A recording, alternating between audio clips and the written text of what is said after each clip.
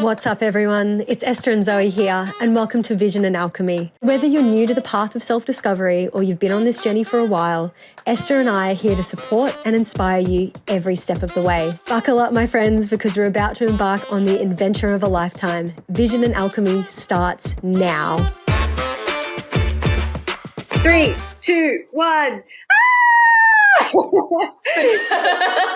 Hello, beautiful listeners. You are tuning in to the Vision and Alchemy podcast, episode 1, season 1, right from the very beginning. Woohoo! Let's introduce ourselves first. I'm Zoe. I'm Esther. Welcome. And we are Vision and Alchemy. Alchemy. We are here. This is such a momentous moment. I don't know if that's a term, but it is now. It is. I've got goosebumps. I'm excited. I've got this random little pain in the back of my neck, but I'll just deal with that after the episode. Amazing. Cool. But yeah, we are just absolutely over the moon to be here today. It has been a bit of a journey to get here, I suppose. Not even really. I'm actually really proud of us. We've kind of had this idea for, I don't know, maybe a few months, if not a bit longer. I feel like we've wanted to do this for about 6 months. Yeah, at least all of this year so far. Yeah, right. And then there's probably that time before as well where it's like you make that joke like, should we do a podcast? No, shut up, whatever. And then like you don't actually you just like plant the seed and then walk away like. Yes, there was so much of that kind of stuff happening. And then I was having like a freak out because I was like, what if I flake? Like, what if I let you down? What if I panic about it and decide that I suck at this and don't want to do it? And then we've put all this effort in doing it together, and I just had this like fear of letting you down that was based on like childhood trauma. And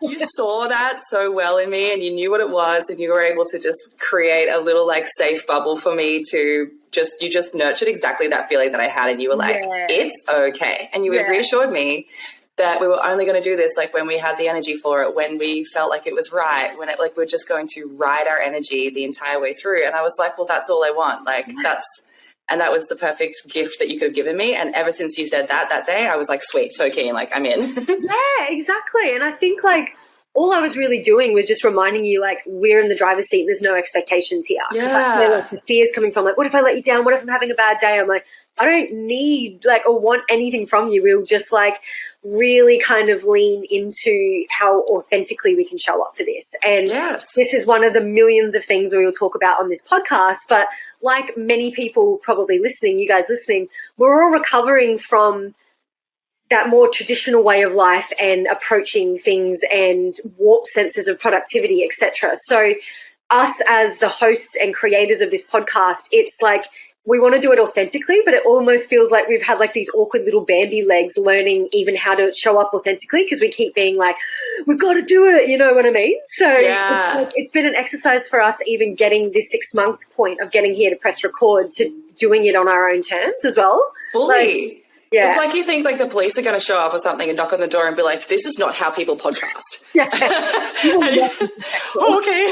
Sorry. It's like you overcome that shit in your head and be like, you can do it however you fucking want. Ew. Yeah, exactly. Oh, I'm getting goosebumps as we're talking about this. It's so like... I literally can't stop smiling. Yeah. I'm so excited. Yeah, we're going to have very sore mouths and jaws and facial muscles after this. Yes. Sorry, wait, you go. No, you go. Okay. You came up with the name Vision and Alchemy just like off a whim. You were just like, what about this? And what about this? And da-da-da. And you were talking about how we are Vision and Alchemy, and essentially you just were like Vision and Alchemy. And I was like, I love it. So do you want to talk about why we are called Vision and Alchemy? Yes. So one of the millions of steps we've had so far that we really wanted to be authentic about creating this podcast is the name. And you know, we didn't push it. We didn't sit there and like write all these notes and we're like, we're not leaving this room until we have our name. We would kind of like drip feed, potential names to each other over voice messages or, shared documents that we've created for this podcast and be like, nah. And we'd sort of like wash one of the names around our mouth for a few days and it's like, it just didn't land. Yeah. And then we came up with Vision and Alchemy. And basically because I was reading a book by Rebecca Campbell, and I suppose you call her like a spiritual mentor, bit of a, she's got books, she's got oracle cards. So yeah, an author, a mentor, etc. I didn't have much to do with her until I started reading this book maybe a few weeks ago or a few months ago. It was called Letters to a Starseed. Okay, beautiful. Yeah, I feel like the listeners are going to want to know all the book recommendations anyway. Yes. And this is the part, oh my God, this is the part in the podcast where we're like, we'll leave this in the show notes. Like, we have show notes. Who the fuck are we? So, yeah, we're too legit to quit, basically. That's cool. So, yeah, I will, that is actually probably like a good little segue. But this book that I was reading, it's called Letters to a Starseed, and as Esther and I will share in this episode and every other episode, we've been really deep on this journey of exploring our own consciousness and leaning into even connecting with our soul, expressing our souls, etc. And in this book that Rebecca has written, there was a chapter about almost like categorizing the types of souls that there are. So there's like the midwife soul, which is really like, you know, holds a lot of space for people and supports people to jump into, you know, their specific areas of life. And then there was like a grid worker soul gift. So someone that walks around and literally is like, with their energy is like healing places and like opening energy portals and all of this wild stuff that I haven't like gone down the road of. But basically, she was just explaining that, you know, all of our souls kind of come here with a particular mission and you can almost like categorize that mission. And I read, there was maybe like 8 to 10. I'll have to like get the book again and reread them. Maybe we can dive into it in like an episode. Yeah, cute. I was actually thinking that when you were saying that, I was like, this is like an episode in itself. Yeah. Go on. Yeah, make it like a little like quiz or something like that. Anyway, I read the Visionary Soul Gift little blurb, and actually maybe I should read it out in another episode. I don't have the book right now. Okay, I was like, throw it out.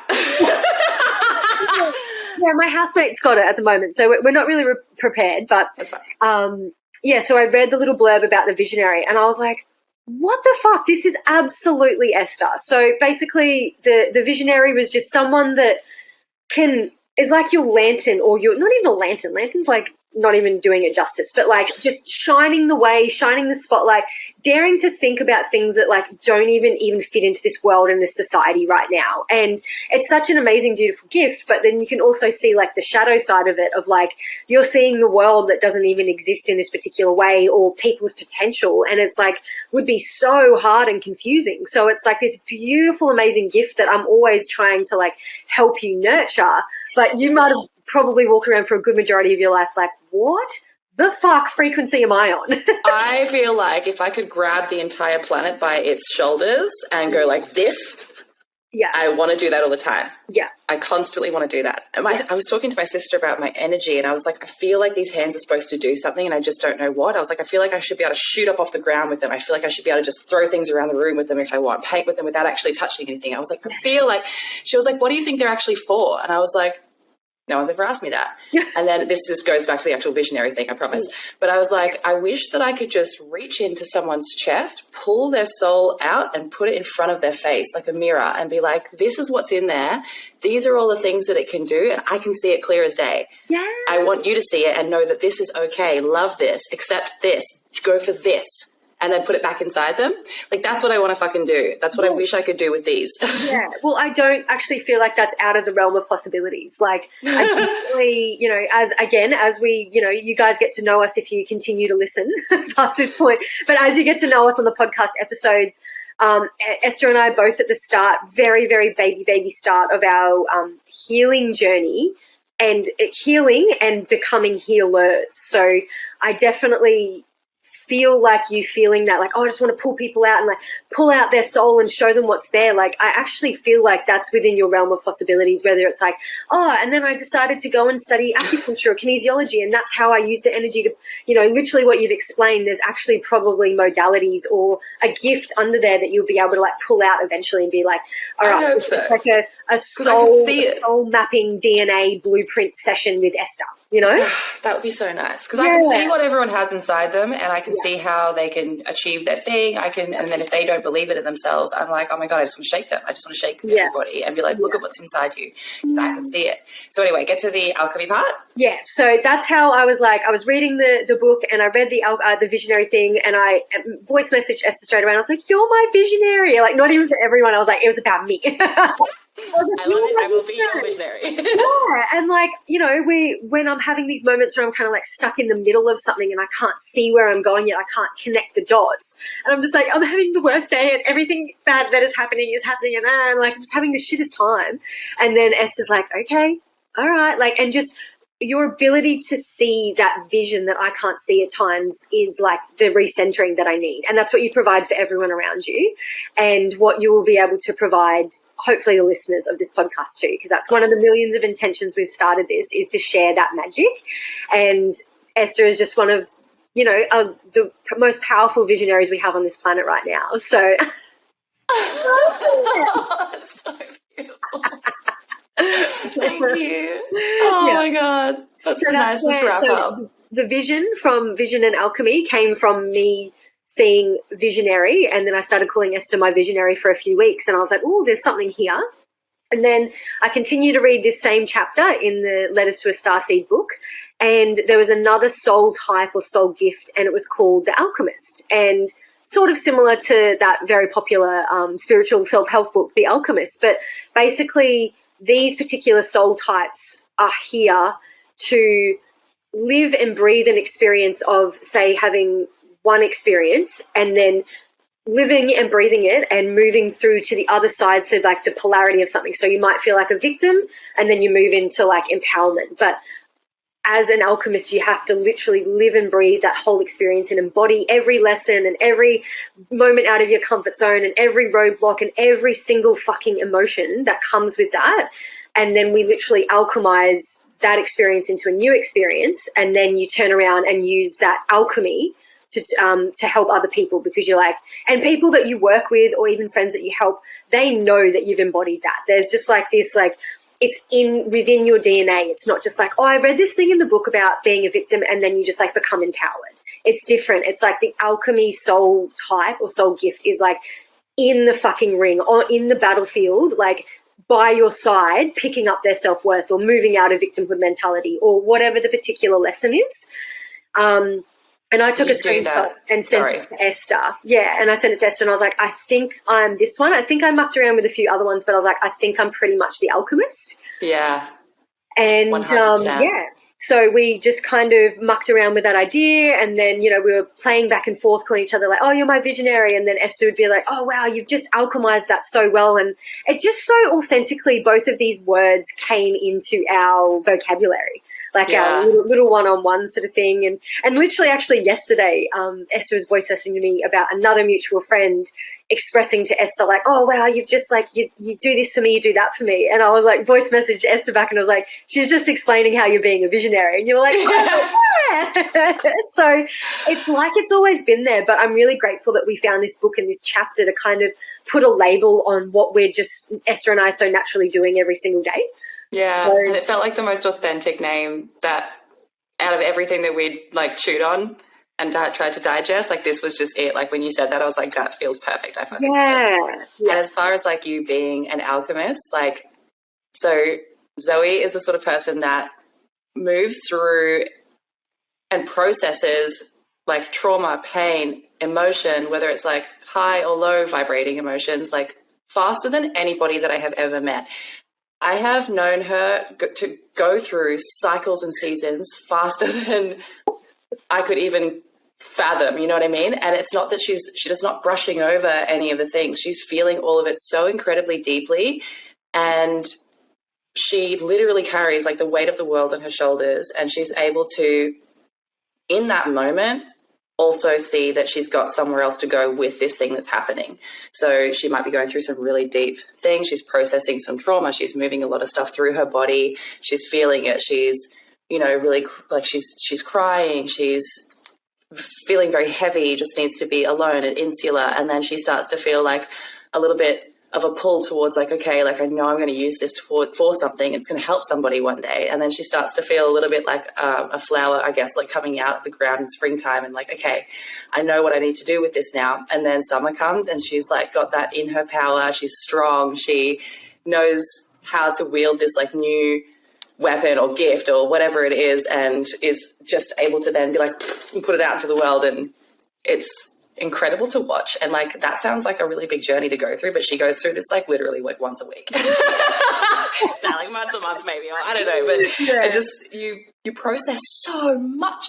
And I think it's because you need to process everything that is your life up until this point, you know, to learn and to help people with that. But then also like, I think that you do it so quickly because you are going to help people with theirs, and you're going to help process other people's as well. So you can't like take forever on like one thing, because you need to be able to do it for a lot of people. Maybe, I don't know. And thank you so much for those beautiful words. I'm like holding back tears, like speaking of the emotions. You guys will definitely figure out throughout the podcast that I'm a very emotional person, but in a way that it's such a strength. I was going to say, and I feel like in this society at the moment, like it's not totally valued yet, but it needs to be. I am such an advocate for bringing it into the light more. And that's one of, again, the millions of reasons we've started this podcast, is because it's like, it's just such a important part of the human experience, and we just keep pushing it down and focusing on different things. So yeah, thank you so much for those beautiful words. And I feel like you're right. Maybe the speed that I can do things is because I just have this like burning desire to turn around and help everyone else with the exact same thing that I've been through. Like, I definitely feel like my themes maybe is a lot of like self-worth stuff, and all of that kind of thing. Like we'll pick that all apart later, but I just, the moment I figure something out, I want to turn around and tell everyone, which I have done through previous businesses and on social media or just with my trusted circle. But there's no way that any of this like alchemy that I do is for selfish reasons. It's just like, I've always just so deeply known there's like a deeper collective value to what I'm going through. And same. Oh my God. Yeah. And even if it's not like I turn around and actually directly say to people, I think healing and expansion and exploring our consciousness, it's just what's the word, like addictive. It is. Just being around my aura, your aura, or like our trusted community where we're all kind of really valuing and focusing on that. It's just contagious. That's what I want to say. Like, it's addictive and contagious. So yes, even this is why I love talking to you so much about everything that happens, because like you move through these things as well. You're chasing down like the next thing to learn. You're always wanting to grow. You're always like, what's the next thing on my spiritual journey? And you kind of just let the thing that happened lead you to the next thing, and that leads you to the next thing. And that's so exciting to me to be around that energy, because like same. And when I am talking to some of my friends who aren't as like quick to move through this stuff, or that's just not on their agenda right now because they're going through other things, like that's fine. But I feel like because I do the same thing, like I'll go through something and then I'm like, oh my God, I can't ever let this happen to anybody else. And then I'm like, no, everyone has to experience this thing so they can learn the lesson deeply like I have, but also I can help them through it. But I feel myself just being like, oh my God, like this. And I feel like I am almost like word vomiting at everybody who isn't really in the place to hear it yet. And then I had to like dial that back and be like, okay, that's not the place to put that right now. And hi. Hello, world. This is my partner, Sean. If you're watching the video, sorry, I'm recording this in my bedroom. So I love that. We don't have the professional studio just yet. We will. We're very much showing up authentically. So he's just getting ready to get out into his day. So good. But yeah, when I talk to you about these things, it feels more of like that's the place to do it, to talk to you about this stuff, because you're like, yes, and you've moved through something else to tell me, and we can teach each other these things, and it's more at the same pace. It feels like it's the right space. And as you were saying that, I was like, it's very like, I suppose it's tough for us as well sometimes with just say like your trusted circle around you, if you can kind of see how things are playing out or how someone's decisions are leading to their results and they're a bit unconscious to it. We also have to remember, like, we can't interrupt people's karma. Like, there's so much juiciness and growth and lessons and everything that come from the struggles and everything. So I think maybe this is like starting this podcast is the healthy way for us to channel this, because it has to be a permission slip. Like, you have to literally come and press play on this podcast to want this rather than like fucking keep jumping up in your shit. Like, I didn't ask you for advice about this breakup or this whatever I'm going through. So yes. And we're both the sort of people who always say this thing like, I've got some unsolicited advice for you. Or like, come in hot with unsolicited advice. And like, we appreciate it from each other. We're like, sweet, thanks, like dish it up. But then it's like, maybe not everyone does. So you're right. Like, this is totally that permission slip. I love it. That's exactly it. Yeah. So that is how Vision and Alchemy is here in this moment right now and us recording. And even though it kind of came from us like labeling our own, say, soul types and soul gifts, it is kind of like in alignment with, what would you call it? Like the focus of this podcast too, because we're using the visionary part of it to move forward and explore our consciousness and create our own path. And then to get there, you need to lean into the alchemy of your life, basically, like different situations in your life, your internal state of being, etc. So, yeah, it's really cool. Vision and Alchemy just has a lot of layers and meaning to it. And, we're excited to go on the journey and, you know, maybe like some cute little nicknames will come out of it, like, oh, welcome to VA, like. I love that. Like, VA, like.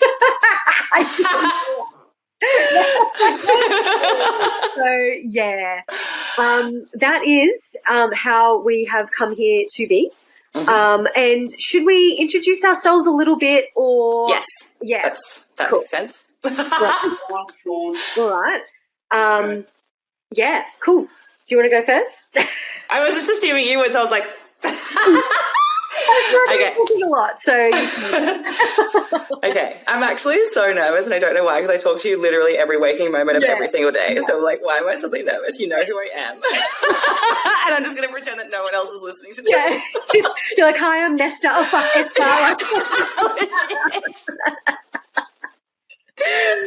We're just showing up as we are. We just want to be authentic. So we're going to have a little bit of nerves, guys. But I honestly feel like this episode is the hump, because like explaining yourself and introducing and stuff like that, like it's such a wide funnel and you're like, fuck, where do I start? It. Like I am so many people and so many things. Like how do I even...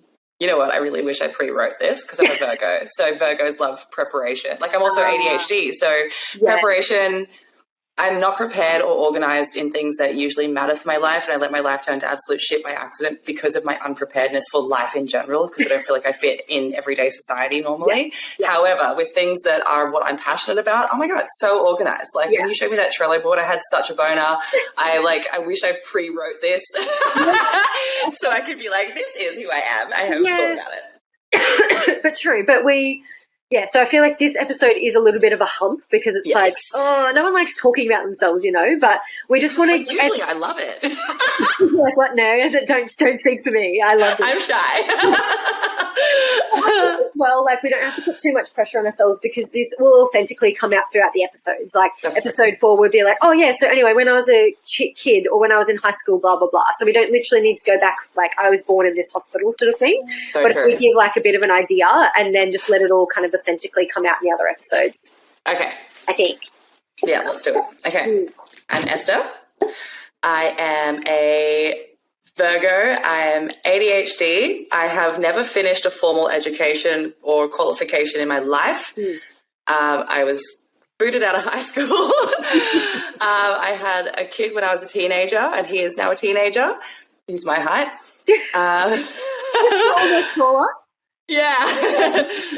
And I have been a photographer for the last 10 years. I've been running a business for the last maybe like 5 or so years. Had a wedding photography business, and then decided through the biggest amount of burnout you could possibly imagine, and also like tragedies and grieving and all kinds of things, just like the universe was just like, hey, you are going hard and fast down the wrong track, and pulled the rug out from under me, and I fucking went ass over tit and just rolled down a hill, almost breaking, not literally, by the way, guys, this is metaphorically. I feel like I just like broke every bone on the way down, and I've had to since just click it all back in together and like relocate all of the parts of who I am as a person and form it together into who I am becoming now. Because after everything I've gone through over the last maybe year and a half, I feel like I'm no longer that person. I look back over that and I'm like, I actually just had to, I remember feeling like I don't know who I am now. which was alarming for me because I've always been very solid in who I am as a person. But then I realized that was quite a gift. I was like, oh, this is a clean slate. Like, I can be anybody I want, and I'm going to lean into being me as much as possible. I think you were confident in the way you thought you needed to present yourself. But then in these last like year or so, like as we'll, dive into in other times, but everything's been stripped back and now you're like, who actually am I? So there's like a difference in like the authenticity of you, and you're like, not that you were ever being fake beforehand, like we were walking around with like our conditioning and masks and stuff.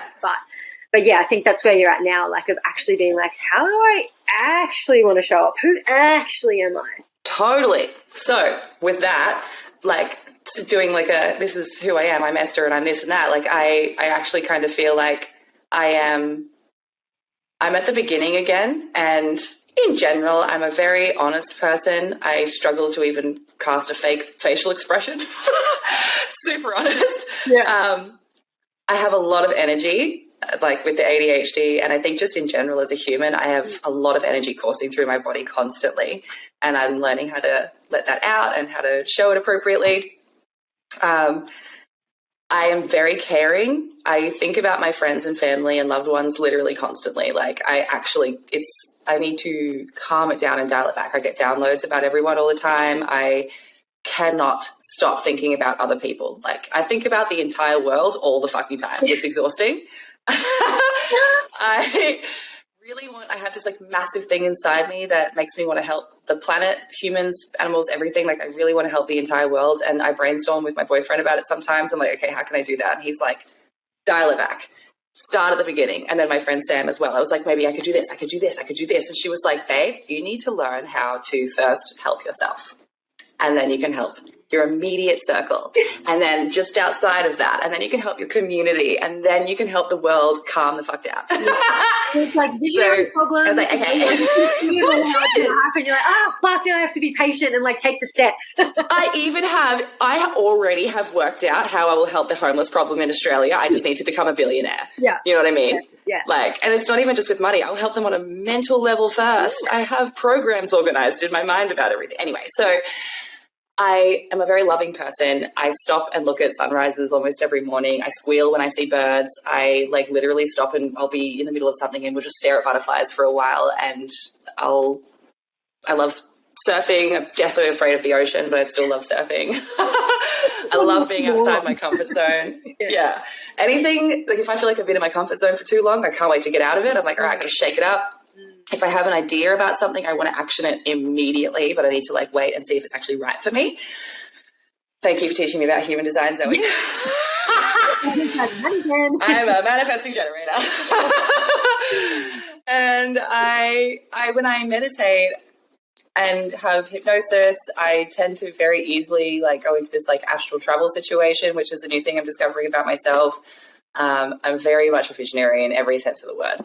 So I think that is me. Yeah. I don't actually know. Is that me? Yeah. That's me. Yeah. No, I love that. And I feel like I said, everything will kind of authentically kind of come out throughout the other episodes. Be like, oh yeah, in high school I did this, or actually I had this business. So yeah, we don't want to information overload, but I just want to add some things. I thought it'd be nice, like just to Esther's introduced herself and then I'll introduce Esther. Cute. Oh my God, I can't wait to do it. Yeah. Yeah, she is just the brightest light that you will ever meet. I can confirm everything she's saying with all the energy moving through her body and everything like that. But she's just so full of light and love and the most pure person ever. You were saying that, Esther's boyfriend's name is Justin. So as we're mentioning Justin, that's who he is. But he was saying the other day, like, oh yeah, babe, like you're so pure. And I was like, it is. Like Esther's the kind of person you never ever question her motives or anything like that. Like it's always just from the purest place ever. And everything she says, there's no like manipulation, there's no like hidden agenda or anything. Like you have just come onto this earth and just being like, fuck all the density of the earth. I am actually just going to run at my own frequency, you know? Oh, I just got chills. Yeah, and she's like the biggest heart ever. Like I said, when she was like, I just spend all day, every day thinking about my friends. Like she actually genuinely does, probably to her detriment, where she can't actually get anything done because she's just so worried about her friends. But there is just no other person out there that is more generous and more open and more loving. Like anyone that comes across Esther's path is better, is a better person, like just so naturally. You know what I mean? Like I'm crying. For anyone who's not watching the video right now, I'm actually crying. Keep going. Yeah, and you said you've been sensitive lately because you don't usually cry. So I'm glad I got so nice. But yeah, and then this is just how Esther treats other people, but the whole visionary side of things, like every single thing she touches turns to gold. Like her businesses, her photography, like I've never met such a creative person. Like it must be overwhelming at times trying to channel all of this stuff she's got going on and what she sees and letting it come out. And she will like put a paintbrush to a canvas and it just will create the most beautiful piece of artwork ever. She'll take a photo of you that just, you can kind of see in the video, and hopefully we'll be able to share more and more of them on like our social media or in just like the background of our videos we record and stuff like that. But Esther is just such a reminder to be inspired by life, basically, because you just, like you said, you just walk around. She literally sent me a video this morning of her reacting to the sunrise and then screen to the sunrise, and I was down at the beach also enjoying the sunrise. So we've been having this podcast episode of so much yummy juju. But yeah, just hopefully maybe we can even just like fucking pop it up on one of our social medias or something. But every single thing that Esther just said about herself is completely true. She's just reminds you to be inspired by life and in love with life, and actually express that too, because that's like as I begin to explain myself, I suppose I can get a bit more in that self-doubt realm. I can feel shy, and then Esther's there just like, you're a beautiful butterfly angel and you should put yourself out there. And I'm like, oh, okay, cool. It's true, you are. But yeah, I am incredibly grateful to know. Yeah, I'm incredibly grateful to know Esther. While I'm on the tangent, I'll just let you know, we met a few years ago in the ocean surfing, which was so lovely. I think the most perfect way to meet ever. And Esther had just moved from Brisbane down to the Gold Coast. And I was surfing with a mutual friend, and Esther's paddled out, and we've gotten the introduction, and I'm just like, oh yeah, cool. And you know what it's like when you're surfing, like you're in a dynamic environment, you're paddling back out, you're catching a wave, and we're sort of just like, like that little shy kind of like, she's cool. Like, oh, she's got a pretty smile. Like, oh, I love her board. Like, kind of just like fangirling really hard in the background. And we got out of the water. I can't even remember if it was at the same time, like maybe I'd gotten out and went home or something. I can't remember how the rest of the surf played out. But basically, you remember the text I sent or the message I sent you on Instagram? Okay, go on. Basically a few hours later, Esther's found me on social media, which isn't that hard. We have lots of mutual friends, but just been so plain and simple, like, I love you and I want to be friends with you. And I'm like, oh my God. And I'm like, when it's like almost like a dating thing where you're like at the bar and a guy's looking at you like, are you vibing or is it just me? And then like to get her confirmation, like, no, we're vibing. Like, and I'm like, sweet, like we don't have to like beat around the bush. Let's just be best friends forever. Legit. And then like straight away we were like, sweet, like let's do like morning sunrise like hangouts. We were doing boxing by the beach. We were boxing at home. You were always helping me with my ocean fear, just like, okay, like, let's talk about other things, stop looking down. There's no sharks. Well, there are, but they're just not eating you right now, so like don't focus on it. So we are incredibly grateful for each other, and I know that some of you listening might have similar friendships and others might not have manifested something like that yet, but we hope in sharing this podcast and you getting to experience what it's like to make one of these soul connections through the way that Esther and I share ours will help you guys manifest your own. Because when I first met Esther, like I said, she was such a big beam of light and so amazing and basically so untouchable because of the strength of her light and her love and how high she was vibrating. But it didn't actually mean that Esther was around the greatest people for her as well. There was definitely some fat that needed to be trimmed over the years. Not that I was a part of that, but it's just, I just wanted to mention that because we might be like sitting here like, oh yeah, we're best friends, it's amazing. Like, we know how valuable this friendship is because it doesn't happen a lot in lifetimes. And if you haven't already made a connection like that, we hope that this podcast will kind of serve as a companion for you in the meantime. And we'd love to be friends with you, but also we just know the value of this friendship, and we really hope that everyone listening already has this kind of friendship and connection, just that instant soulmate thing, or you will manifest one soon enough in your life, because actually kind of both of us, when we both met, probably didn't have the greatest, aligned community around us. And over the years, we've, trimmed the fat from both ends, and, whether it was like romantic relationships or friendship groups or jobs that didn't serve us, like it takes a lot of work to create these aligned communities. And since the moment Esther and I have been around each other, we've just been such a beacon of light for each other, but we don't take for granted how rare and beautiful, not rare, but like how beautiful that connection is. So I think it is rare. Yeah. I think a lot of I don't know, like you can tell through someone's energy if they have a soul connection with someone else. Like I genuinely can feel when someone has a home in themselves and in someone else. Yeah. Or if they are not at home in themselves or anyone else. Yeah. You can just tell. Yeah, we often joke that like we're waiting for like a hypnosis session or a psychic reading or something for someone to just fucking confirm that we've been like best friends or like lovers or whatever for like 1,000 lifetimes, because that's what it feels like, like we're often making jokes about feeling like aliens on this earth and we don't understand society, and that's a huge part of the vision or visionary aspect of this episode, is because we're calling in this new earth and this new world and this new society, because we seriously can't fucking fit in with the one that is now. So we're like, let's just fucking stand out and create a new one, hey? Yeah, I love it. Starting with this Vision and Alchemy community, like we just always make these little jokes about not feeling like we're from here or we're ready for the change. And we always make jokes about like we're just waiting for that confirmation that we already know that we've been so connected through other lifetimes and past lives, or, wherever your belief system goes. But we're just like, yes, like this is not the first lifetime that we have connected, because it's just so easy and deep and authentic. It is. And I was just thinking about how if we have had like 1,000,000 lifetimes together already, because we have that deep sense of like already knowing each other and everything. What I said to you the other day, for our listeners, Zoe was here and we were talking about something and I said something to her, but I actually had the very first instance of that the day that we met in the ocean. And so I'll talk about the very first instance of the thing. But when I met you, I instantly knew that I would never be able to hide myself from you.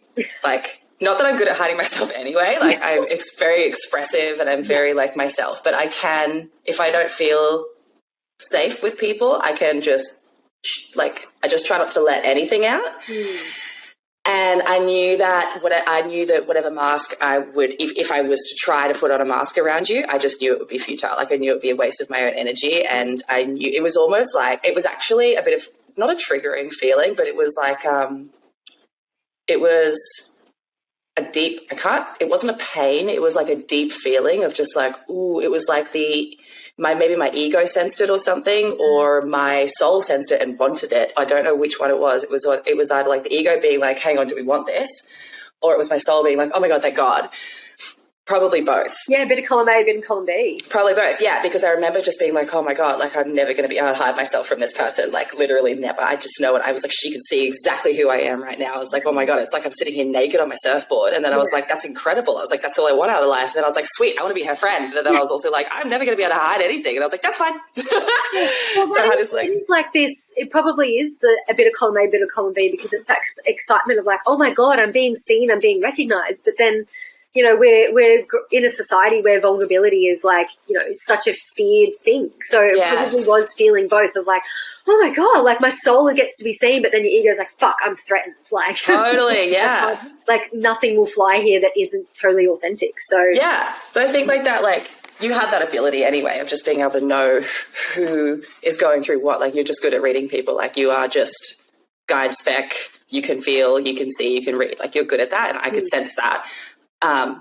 Without even really knowing anything about that stuff back then. And I just think that on top of that, if we have been like soulmates for years, lifetimes after lifetime, then of course you would know exactly who I am. It was like my soul was seen and I was like, oh, whoa. Yes. So that's incredible. Anyway, intro yourself. Yay! All right. So I am Zoe. I'm kind of following like your little structure criteria because we can write anything down. But I'm Zoe, and I'm an Aquarius. I'm into human design. I'm a projector. So we're a Mani-Gen projector, and which I'm sure we could probably get like a human design expert on for like an episode or something like that. Sorry, I keep having all these tangents as we talk, but so we're a Mani-Gen projector connection, which is just very, as we'll dive into later, it's an amazing connection. I grew up in Australia, in Queensland, Brisbane. Pretty normal upbringing and all of that.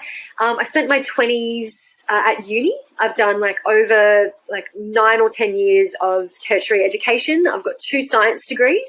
So I was just very in that logical kind of masculine STEM, which is like science, technology, engineering and maths realm. And which is so strange now because obviously I'm so woo-woo, but it's, I love it. I'm kind of bridging the two together. Which is all I want really. Whenever I go looking through my spiritual books, it's is this person a previous scientist, now woo-woo? Yes. Great. Yeah, exactly. And so that's what you are to me. Yeah. And I did, so basically I think I'm just highlighting that I am a student of life. I actually love nerding out. And I did my first degree in exercise science with the aim of moving into physiotherapy. And then I just being an air sign and Aquarius and stuff like that, I'm actually pretty good at just walking away from something that doesn't serve me anymore. Those people that just sit there for 20 years and complain about their job and don't do anything about it. I'm I just don't have the fucking capacity to listen to you. Complain once, or maybe a few times, but then go and get your shit sorted. But basically I'm just mentioning that because I was going down this realm of physio, and then it was obviously when I started, I was cool, really passionate about it, love learning about the body, love learning about systems, etc. But you're doing that degree over a few years, and I'm evolving as a person every single day. As Esther mentioned, I kind of move really, really fast and expand quite quickly. So of course, after a few years, I get to the end of exercise science, and I'm meant to move into the physio masters and stuff. And I'm fuck. It's not me anymore. Holy shit. Okay.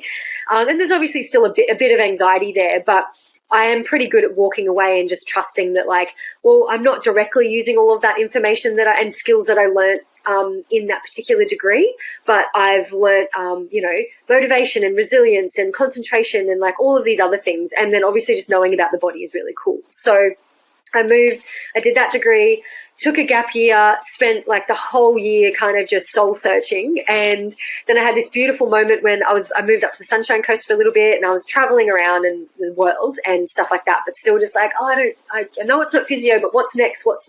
And there's definitely moments where that is just so, terrifying and soul consuming because, we're living in this society where it's accolades and achievements and accomplishments. And I'm just floating around like this ethereal being, I don't know. Which to think back about me freaking out about that and what we will share about where we're at now. It's wow, this is so long ago. What am I doing with my career? Fuck. I'm having 5 existential crises a day now, but it's all for a greater good. But so yeah, and then I had this big epiphany and realized, holy shit, I'm going to go back to uni and study marine biology. And I've always been such an ocean lover, love surfing, love being by the water. My mum raised me as this beautiful eco warrior, always, thinking about nature and animals and, let's recycle and all of that. And I was oh my God, I've always wanted to do something marine biology related, but it's not your average degree sort of thing. So I think over time, that childhood dream kind of got squashed. And then I was no, let's be practical. And I was really into exercise and stuff. So I was oh, physio makes sense, because I know the body and I love the body, etc.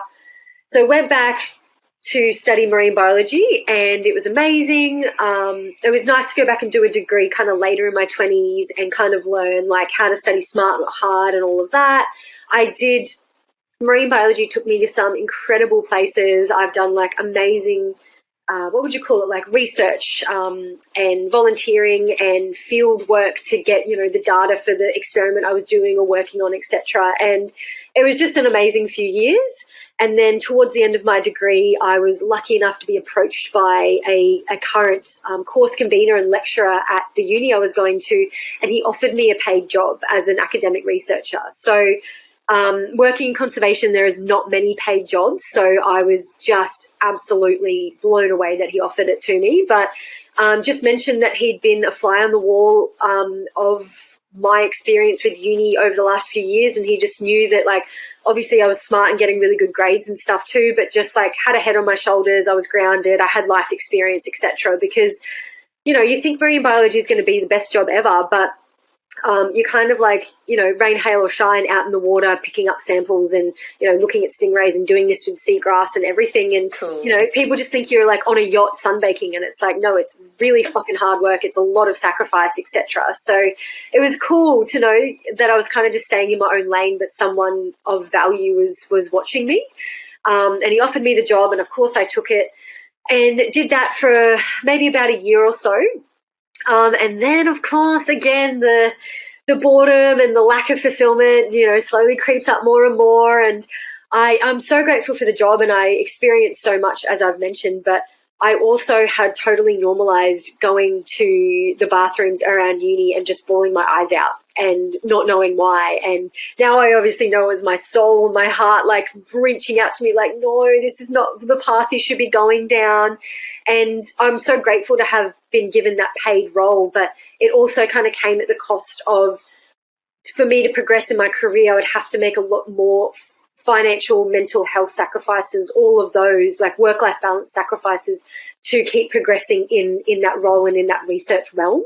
So I was kind of like running out of time almost. I'm like looking down the barrel of like, this is where they want me to go. They want me to get into honours and masters and keep working up and hustling and sacrificing more and not travelling and everything. And I'm like trying to like almost like bide my time and figure out another option sort of thing. So it was a really beautiful experience, but like many work environments, was very outdated and very toxic. And I'm just a emotional, sensitive little being that needs a lot of balance and a lot of nature and a lot of freedom. And I just wasn't getting those things. And I suppose like the paradox, or whatever you call, of like, I'm saving the ocean, but I was like having long periods of stints of time working in a lab and being indoors a lot. And I'm like, not even connecting. So I think on a level, I wanted that spiritual connection to nature and the ocean and looking after that. But I'd kind of gone down a more logical, scientific realm, which, like I said, I don't regret either of my degrees or the career paths I went down in my 20s. It's just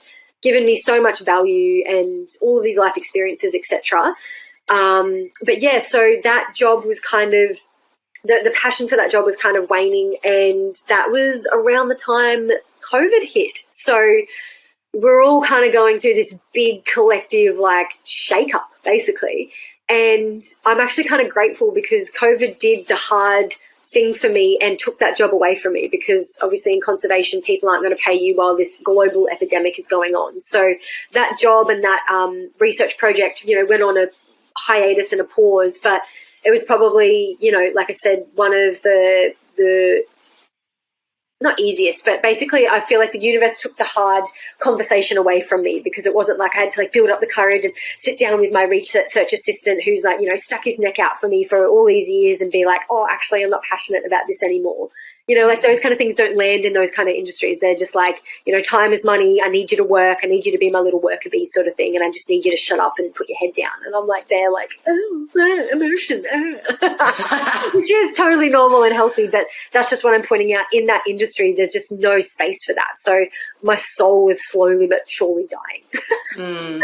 I remember this was such a big thing for you at the time too, because like this is around when we met, was when you were like, when COVID happened, obviously. And you were kind of transitioning through that mindset of being like, I put so much effort into this like degree and this work and everything. And you were kind of like carrying yourself through that part of like, but am I okay to walk away from this? Like, what am I going to do? Like, what am I going into? You had to lean into this like total realm of discomfort of like, I put so much time and effort in and I'm just going to walk away. Yeah. But you had to like, tell yourself like, this is okay, like it's going to be fine. I remember so clearly this became like such a big point of passion for you too, like helping other people do that. Yeah. It was a big thing for my ex at the time. And I remember when you were going through it, I was like, no, totally. Cause like he had done this like whole engineering degree and then decided like it was actually killing him and he hated it, but he just wouldn't get out of it. And as someone who just gets out of jobs like every 5 seconds, because I have ADHD, so that's just not it. But I also haven't studied a long time. Like I haven't done my business was the first thing that I walked away from that I'd put a lot of effort into, that I had to be like, actually, no, like this is not it anymore. So that was actually the first time I'd experienced that. So watching you go through this, it reflected into me that what my ex was going through, being like, oh, like he also needs to get the fuck out of this job. It's killing him and he just won't let go. And I remember you were like, I want to help other people with this. And I think that it's just been like a little bit of an undercurrent for you this whole time as well, like being able to show people the way and show people that it's actually fine to follow your heart, and you're doing yourself a disservice if you stay in something past your expiry date. Yeah, so like all of the anxiety comes up, and I suppose like the first time I could walk away from the exercise science degree and I'm like, I'm in my mid-20s, life is young, I'm ripe, I'm blah, blah, blah, which I still am now. But you know what I mean? It's all that societal conditioning coming in. And then the second time round, I'm like, oh my fucking God, I've committed like a few more years again. And in every single moment up until I wasn't passionate, I was passionate, if that makes sense. It wasn't like I was pushing myself through these degrees, but I got to the end of them and was like, oh my God, I'm like a completely different person now and this does not align with me. But you just have these little moments of doubt. But I totally agree with you. I feel like all of this like chopping and changing, not even chopping and changing, but for lack of a better term, about like, you know, I'm not going to stay in something because this is what society wants me to do and we value like, you know, longevity and whatever it is. All of that's been an undercurrent to make me so passionate about helping others walk their true path, because it's like that feels like the soul part about why I'm here is like, fuck the system, like do what you actually want sort of thing. And that sentence is so easy to say, but anyone that's listening to this or is like at the start of walking their own path or 20 years into walking their own path knows there is so much more involved with walking your own path. But that's like Zoe is such an not an alchemist, you are such an alchemist, but you're also such an anarchist. You are so like just walking the beat of your own drum. You always have been, and it blows my mind that you like so. For people who are new here, which is everybody, Zoe's been going through like a bit of a journey with her sort of like her self-worth, like all of us, but hers has been like stepping into her main character era.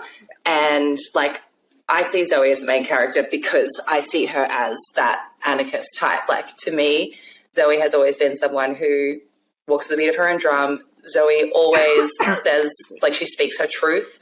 She aligns herself with people that are good for her. And she, like, you know, to me, these are all just things that, like, someone who isn't trying to please other people or isn't trying to just fit in do. Like, you're not ever just trying to fit in, even though maybe you want to fit in. Maybe you have these feelings of, like, I wish that I could just feel at home everywhere I go. To me, like, you are the home and you are the structure. Like, you're the thing that people can feel at home in, and you are the main character. You know what I mean? Like, you're the mansion on top of the hill. I can't remember where I was going with that, but yes, fuck the system. But just saying that I'm always like, fuck the system. And I think that's hilarious in me too, because we're just like so fucking annoyingly independent, like to a lot of the times where it's to my detriment. Like, I'm like so like have to be individual that I'm like, you can just fucking chill the fuck out, Zoe. You know, but it has been this undertone, and I've, you know, like, anyway, we'll get into more of that. Like, I think in coming episodes, Esther and I can really kind of pull apart the last few years, because we're given like a very general, like, this is who we are sort of thing. But the last few years have really ramped up in our individual and shared journeys, like everyone, because I think like COVID came along, just fucking flipped everything upside down. But yeah, we're both just, actually, I think that's a nice little segue, because we're coming up to the hour mark. So I think it's a nice little segue to just, I think we should share the intentions of this podcast, and then we can wrap it up and then talk about everything else, obviously, in coming episodes. As you guys have probably noticed, we love to talk. So this is truly our calling. There'll be way more episodes and like diving more deep into stuff. But I think that's a really good segue to move into why we've actually started this podcast. And I'll just flow on with that segue of saying that, like, we are just so passionate about living life on your own terms and carving out your own path. And we are living and breathing and embodying that. Like, we're both being the alchemists of our lives on that journey. So we fucking know how stressful it is, how, like, confusing it is, how disorientating it is. And as Esther mentioned in her little intro, like, life just strips everything away from you. Like, when you are ready, well, you don't feel ready, but there's, like, something that initiates in you. And we get it. We get it, man. Like, blood, sweat, and fucking tears goes into walking your own path.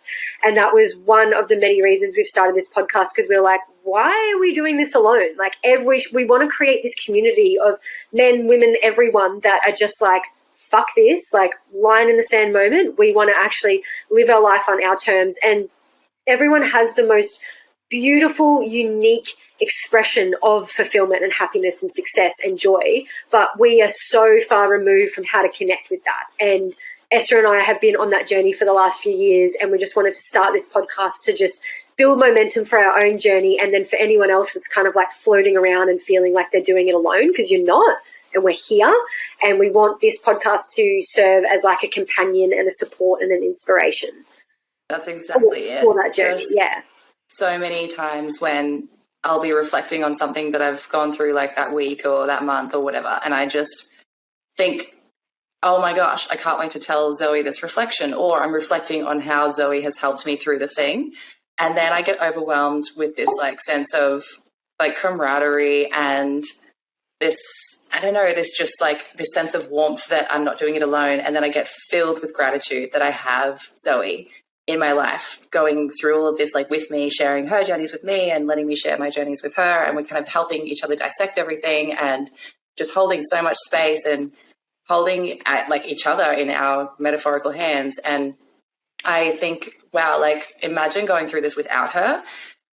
And then that's what gets me. I'm just like, oh my God, I actually can't even imagine going through it without her. So it's such a big, heavy, moving thing to go through such a big life shift and go through a spiritual awakening and go through so many heavy things to try and change the entire direction of your life. And so Vision and Alchemy is just our way of being each other for you as well.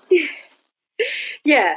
And we just want to sit here and share our experiences because, as anyone would know on this path, like, it's not always rocky. We want to celebrate our wins and you know, focus on gratitude and stuff, but fuck, man, there's going to be weeks where life's going to kick the shit out of you. And we just want to share our experiences and feel like you're sitting down as like the third person in the conversation with your cup of tea and listening and having a laugh, because we're going to, all of this stuff with life, like, even if we've had the fucking worst day ever, we are still laughing and we're still seeing it through this lens of like playfulness and lightheartedness, because if we don't laugh, we will cry, even though we're crying as well, but then there's a little bit of laughing. Like, so we just, you know, and I just wanted to shine the light on like having the gratitude for this trusted community that we're creating and having Esther. And when I first started going on this journey, and maybe that's something we can share in other episodes as well, but like I was having kind of like this awakening before I knew Esther and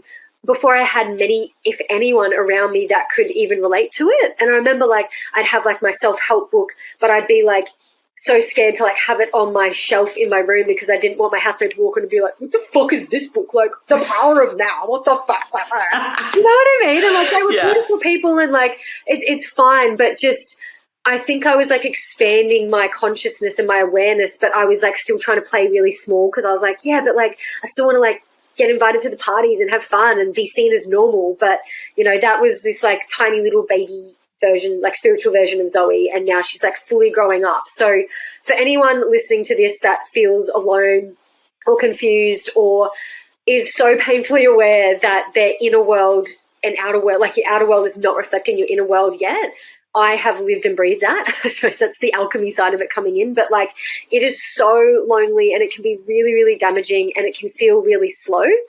But we hope that this podcast can serve as a support and a companion and a safe place, you know.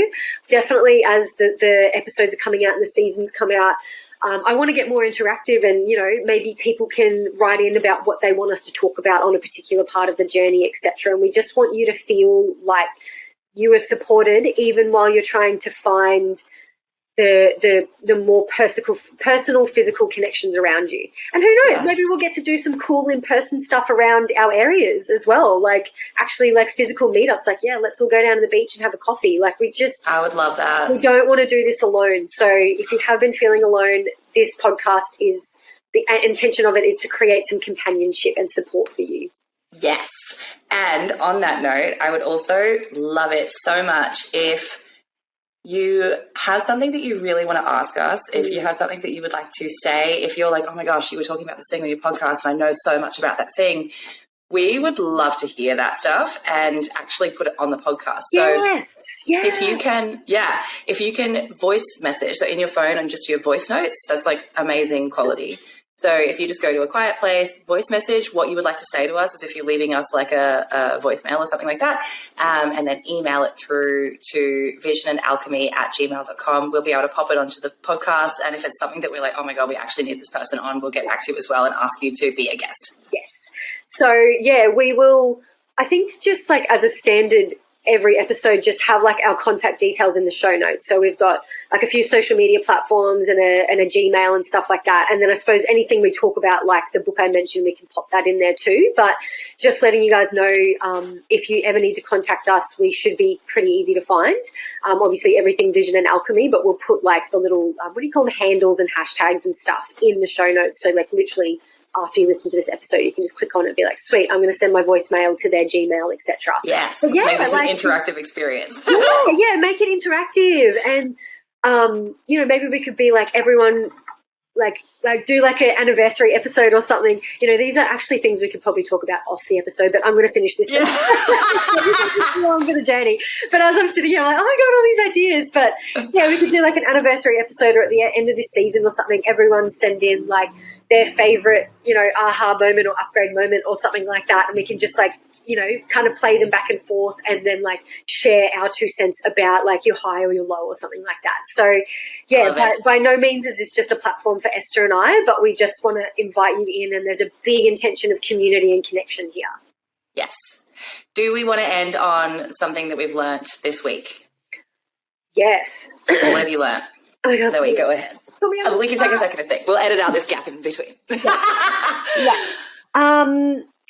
I think this week my journey has just been very much about almost like being okay with victimhood mentality, but not holding on to that. So I'm sure we'll share in other episodes, but life's been a bit rocky at times for Esther and I, and in the last few months and years, and we'll share that.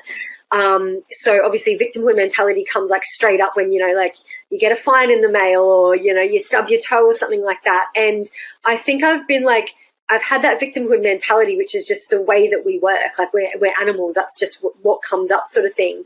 But then I've had this added layer of criticism about that. And it's like, it's not about eradicating victimhood mentality forever. It's just like, feel it, don't identify with it, feel it is 2 different things, and then make sure that's only temporary, and then put your big girl pants on and get your shit done. So it's like, feel what you need to feel, and then get into action. But I think I've had this like underlying criticism, like self-criticism, and I've been so hard on myself for feeling hard done by, but I've actually been having a pretty rough few weeks just with like random fucking shit that doesn't and won't matter, but when you're in it, it's like, holy fuck. So this week I've learnt just to soften the self-criticism. I love that. It's beautiful. And I think that's incredible that you can actually summarize it into the lesson that you've learned as well, and not just what you're learning. This is my son, Noah, in the background for people who are watching the video version. So we've had a few guests on episode 1. It's my partner Sean, and now Noah. Cute. Oh, cutie. So I think my lesson this week has been about vulnerability. So it's just the thing that keeps coming up in my mind about everything. And I've really learned that, just because of, I guess, the way I was raised and the way society is, that I have always thought that being vulnerable or sensitive or showing too much emotion was a sign of weakness. And that is so incorrect. It's not even funny. And I'm really glad that I'm learning my way out of that now. And I think now I'm wanting to lean into it, because I recognize that vulnerability means you can have a deeper connection with other people, and that's what I want. I want humans to connect so much. I care about people connecting with each other more than almost anything. And I think that to achieve a high level of connection, you have to achieve a high level of vulnerability. And that is terrifying for me. And also the thing I want to run in the face of. Like, I want to run at it. Like, it's scary and it's a shadow realm for me, and I'm diving straight into it. And I'm catching myself when I'm feeling like I'm tensing up or like trying to block sensitivity from happening or emotion or whatever. And I'm just allowing myself to lean into it. I have cried more this week than I have all year. And yeah, it's been really beautiful. And I also know, like, as a creative, like, I have a lot of feelings and I've always been able to identify them, but actually feeling them is a different thing for me as well. So that's a big thing I've been learning. To just lean into being more sensitive and more vulnerable, because it helps your creativity, it helps your connection with people, it helps you understand yourself better, it helps you hold space for yourself. And the more vulnerable I get with myself, the more vulnerable I can get with other people. So doing a lot of inner child work has been important for me too. Yeah, and we're in Cancer season too, so it's like a very sensitive time in that like cosmic weather. Noah here is a Cancer, my little baby, teenage boy. Little crab. Little Cancer, little crab baby. But yeah, and then on that point of vulnerability, like, people think it's a weakness, but you actually have to be the most courageous version of yourself to be vulnerable. You know what I mean? Legit. It takes so much balls. Like, I feel proud now to be like, I am running straight into vulnerability. Like, it's like the big baddie that I got to tackle or something. Yeah. It's such a strength. And we're all just like, I know there's a term floating around where it's like, we're all connected, but we're not connecting sort of thing. You know, everyone's like got these groomed, amazing versions of themselves on Instagram, but we're all like the most lonely society ever, because no one's actually like being themselves, you know, and being real. And, you know, I think for people that I admire them when they're relatable. So I think vulnerability, like you said, that's the connection piece. It's like creating relatability, because you're like, you know, you might listen to this podcast and be like, oh, wow, these guys are awesome. But we're not going to sit there on our throne and be like, yeah, but, you know, we don't eat sugar or drink or, you know, like, you know, fart or anything. You know what I mean? Like, yeah, it'd be straight up like being relatable. Like, it's such an essential part of human connection. So I'm really glad you're experiencing that in this Cancer season. Thank you. Me too. Actually, yeah, you're right. It's a good season for it. Well, should we wrap it there? I know. Oh my God. I just want to keep going. We did it. I know, same. I wish that I didn't have a job and I could just record 5 episodes at once with you right now. No, I don't. Wish I didn't have a job. I need to buy it. Yes. No, we're very grateful for our jobs, but we are just so excited, guys. This has been, like we said, a really long time coming, and I'm so glad that it's a reality. I'm so excited for this journey we're about to go on. It's just going to be so much fun, so therapeutics. Just, we're starting a revolution. We're doing it, guys. We're kicking into gear. We're all walking our own paths together, holding hands. Like quarter, like crying at times, but we'll sob, we'll laugh, we'll get there. Exactly. But if you're still listening, thank you so much for joining us on the first episode of Vision and Alchemy. Ooh, goosebumps. We're so excited that we've birthed this beautiful creation into the world, and we thank you so much for taking the time to tune in. Thank you, everybody. We love you so much. Bye. Thanks for listening to another episode of Vision and Alchemy. If this episode resonated with you, we'd love you to share it with a friend. Your support means everything to us. If you'd like to subscribe to our journey, follow us at Vision and Alchemy on socials. And we'll see you next time.